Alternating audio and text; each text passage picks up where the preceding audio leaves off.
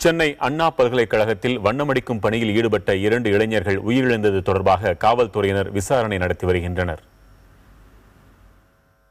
சென்னை அண்ணா பல்கலைக்கழகத்தில் சூரிய ஒளி மூலம் மின்சாரம் தயாரிப்பதற்கான கட்டுமான பணி நடைபெற்று வருகிறது. அதில் மின்சாரத்தை சேமித்து வைப்பதற்காக அமைக்கப்பட்டுள்ள தொட்டிக்கு பெயிண்ட் அடிக்கும் பணியில் ரமேஷ் சங்கர், தீபன் ஆகிய இளைஞர்கள் ஈடுபட்டனர்.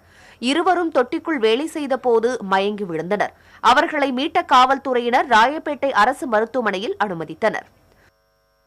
அந்த இடத்துல மேலேருந்து யாரும் பாதுகாக்கிறதுக்கு யாரும் இல்லை, அண்ணா யூனிவர்சிட்டிலேருந்து யாரும் இல்லை.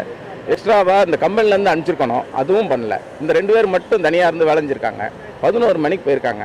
11 மணிக்கு போய் இம்மிடியேட்டாக போயிருப்பாங்க, இறந்துருப்பாங்க போல் இருக்குது கொஞ்சம் நேரத்துலேயே. அந்தளவுக்கு ஒரு மோசமான ஒரு கேஸ் இருந்திருக்கு. அப்புறம் 4 மணிக்கு தான் பார்த்துருக்காங்க. தேவையான பாதுகாப்பு உபகரணங்கள் இன்றி இளைஞர்களை பணியில் ஈடுபடுத்தியதே இந்த சம்பவத்திற்கு காரணம் என்று உயிரிழந்தவர்களின் உறவினர்கள் குற்றஞ்சாட்டியுள்ளனர். உயிரிழந்த தீபனின் தாய் கொடுத்த புகாரின் அடிப்படையில் கோட்டூர்புரம் காவல்துறையினர் வழக்கு பதிவு செய்து விசாரித்து வருகின்றனர்.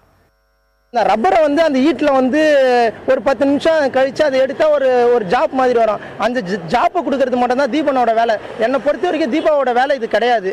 இது போயிட்டு பண்ண வேண்டிய அவசியமும் அவனுக்கு கிடையாது. ஏதோ தவறுதலாக அவனாண்ட ஆசை வாரத்துக்கு கூடி 500 தரேன் 1000 தரேன்னு அவனை சொல்லி அனுப்பி தான் இந்த மாதிரி அவனை பண்ணியிருக்காங்க.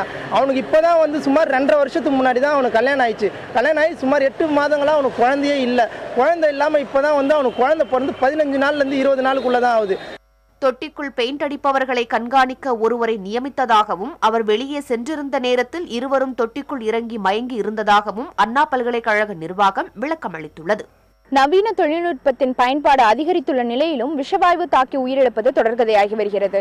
தொழிலாளர் பாதுகாப்பு சட்டங்கள் முறையாக அமல்படுத்தாதே இதற்கு காரணம் என்று சொல்லப்பட்டாலும் நாட்டின் முதுகெலும்பாக உள்ள தொழிலாளர்களின் குடும்பங்களின் கண்ணீர் துடைக்க கரம் நீட்டுமா தமிழக அரசு என்ற எதிர்பார்ப்பு மேலோங்கியுள்ளது. புதிய தலைமுறைக்காக ஒளிப்பதிவாளர்கள் பிரபு மற்றும் தினேஷுடன் ஐஸ்வர்யா.